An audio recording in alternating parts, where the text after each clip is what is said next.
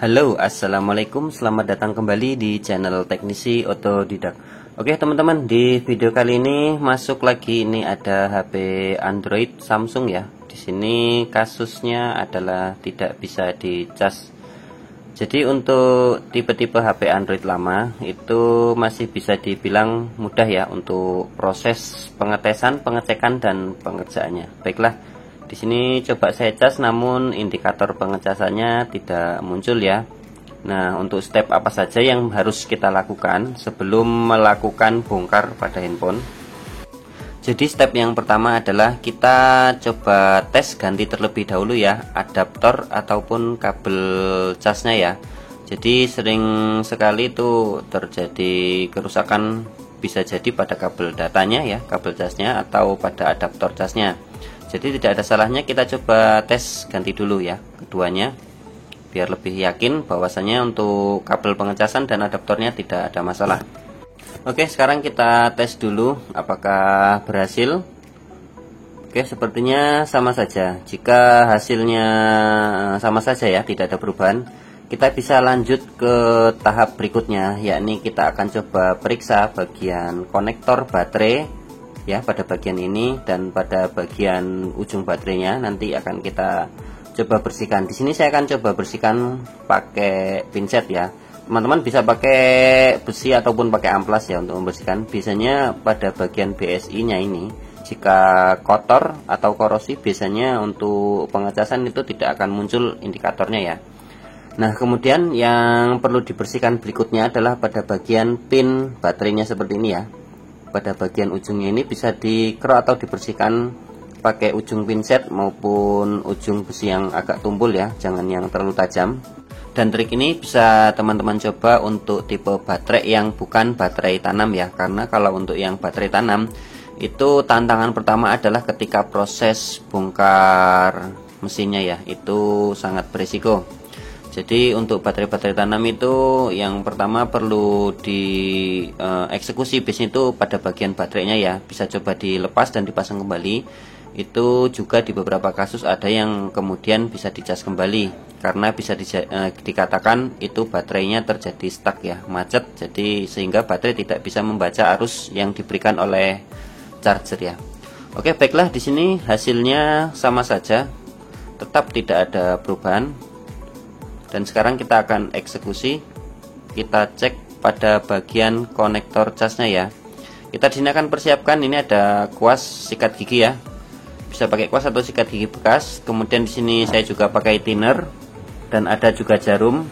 Kemudian pastikan baterai pada handphone harus dicopot atau dilepas terlebih dahulu ya, agar nanti tidak terjadi konslet. Sekarang kita mulai prosesnya ya. Di sini pada bagian lubang cas atau konektor casnya ini kita akan berikan sedikit thinner ya dengan menggunakan sikat gigi bekas. Jadi di sini untuk thinner yang saya pakai ini thinner yang kalengan ya, thinner Cobra berwarna merah. Bisa juga pakai thinner yang literan, tidak masalah. Di sini prosesnya saya kuas-kuas ya, tapi thinnernya jangan terlalu banyak, nanti takutnya masuk ke mesinnya. Jadi secukupnya saja, asalkan thinner cukup membasahi pada bagian konektor cas atau lubang casnya ini.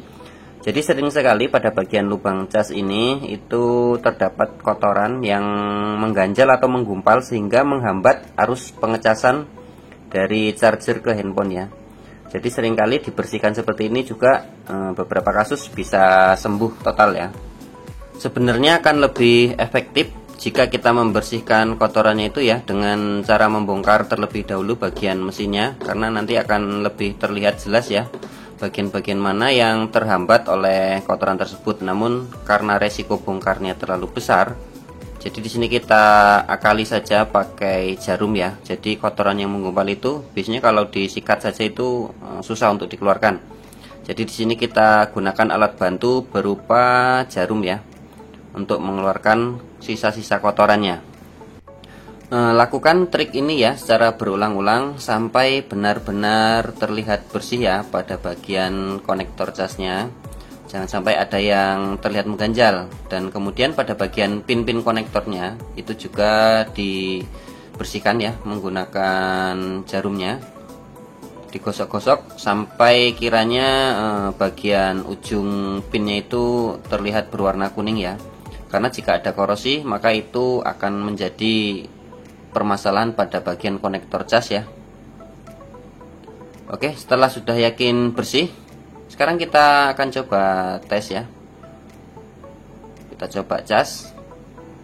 Jika memang karena permasalahannya karena konektornya kotor ya, hanya terhambat oleh debu, itu biasanya akan sembuh seperti ini ya. Ini sudah mulai tampil untuk logo petir pengecasannya ya. Oke, di sini untuk kondisi baterainya terisi 31% ya. Kita akan coba tes untuk beberapa saat ya. Biasanya kalau dicas tidak bertambah, maka konektornya perlu diganti ya. Untuk tutorial penggantian konektor cas nanti akan saya buatkan di video selanjutnya ya. Dan untuk sementara ini kita pakai trik-trik yang mudah terlebih dahulu, khusus untuk pemula maupun yang masih mulai berkecimpung di dunia handphone ya. Jadi untuk yang tipe baterai tanam tuh biasanya kalau dicas susah itu bisa juga ya diganti pada bagian fuse baterainya itu. Oke, di sini untuk logo pengecasannya masih ada ya. Di sini untuk pengecekan persentasenya tidak tampil. Kita akan coba setting nanti ya di pengaturan biar lebih mudah untuk mengecek nambah atau tidaknya ya. Kita akan nanti setting di pengaturan.